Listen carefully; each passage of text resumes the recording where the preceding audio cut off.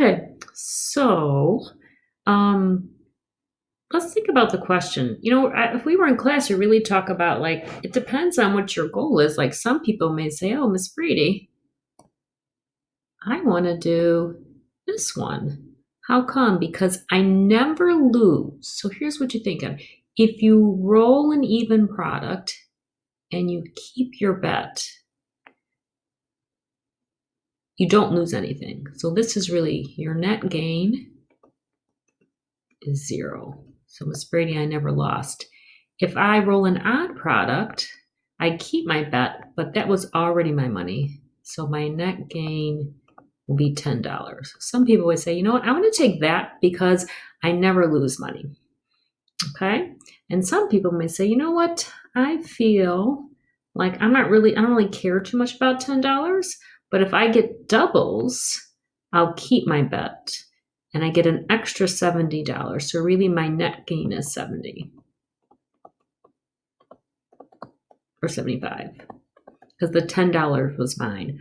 But sometimes I lose my bet.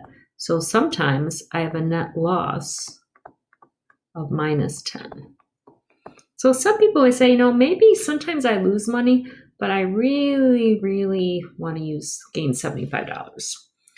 So what we can do with math is all about providing people with ways to describe, ways to quantify, ways to help us make good decisions. So what we're going to do is we're going to assign a number to each choice. And we're going to use that so that you could decide what you want to do.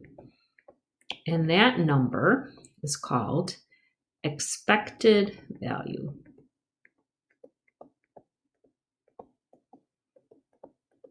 And really the way I like to think about it, it's a weighted average.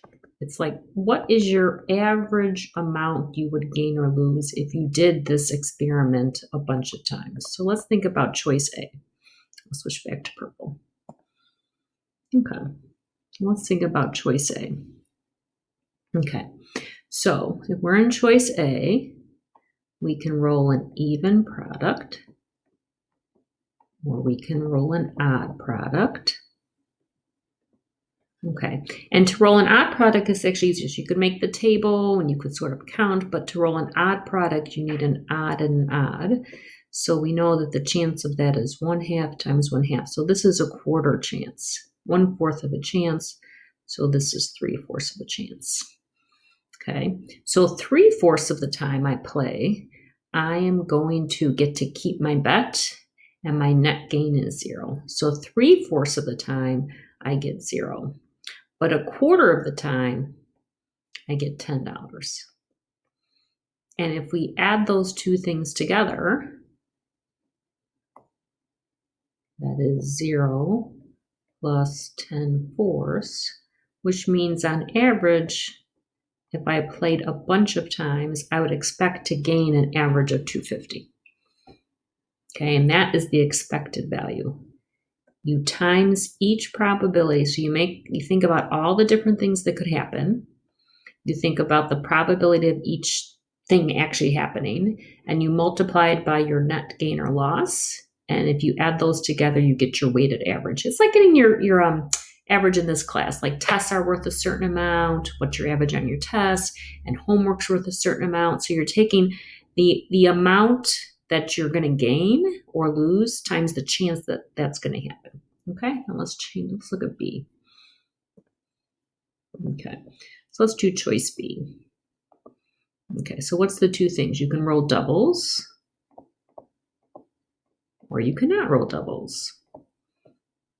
And we've done that before. I think the easiest way for me to sort of imagine that is you can sort of see the 36, and you can see the doubles are on the diagonal. So this is 6 out of 36 chance, which is 1/6, which means not doubles is 5/6. And let's see, what's our net gain? If you roll doubles, you keep your bet, but that was my money, so it doesn't add to like how much I had. So really what I'm gaining is $75.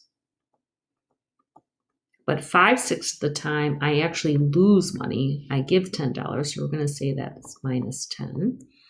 And so if we think about that, that is 75 out of 6 minus 50 out of 6, which is 25 out of 6, which is a little more than $4. Like 4.17, I think about. So as part of my decision making, I know that my expected outcome for choice B is $4.17 if I played an infinite number of times, and we can use that to help us make our decision.